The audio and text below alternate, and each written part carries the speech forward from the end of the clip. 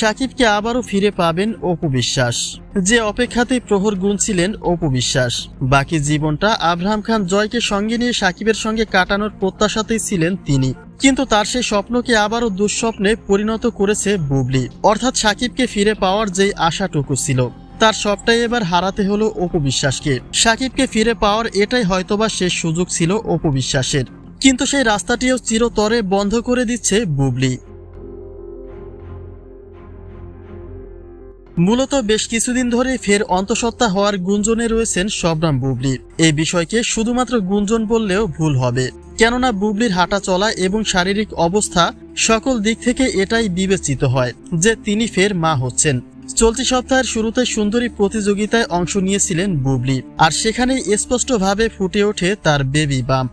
যদিও বুবলি তার প্রেগন্যান্সি সম্পর্কে স্পষ্ট তথ্য দেননি, তবে এটা নিশ্চিত করেছেন যে আনুষ্ঠানিকভাবে ব্যক্তিগত সকল তথ্য প্রকাশ করবেন তিনি।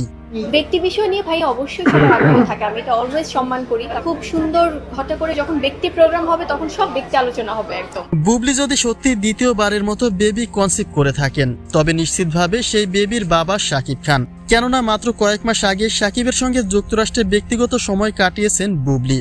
আর যদি সাকিবের সংসারে আবারও বুবলির দেখা মেলে তাহলে এটা আর বলার অপেক্ষা থাকে না যে অপু বিশ্বাস তার সেই সুযোগটিও হারাতে চলেছেন। এখন অপেক্ষার পালা এটাই যে বুবলির বেবি বাম্পের তথ্যটি ঠিক কতটা সত্য এবং এ বিষয়ে আনুষ্ঠানিকভাবে বুবলি বা কি বলেন, তার উপরে নির্ভর করে অপু বিশ্বাসের অনেকটা ভবিষ্যৎ।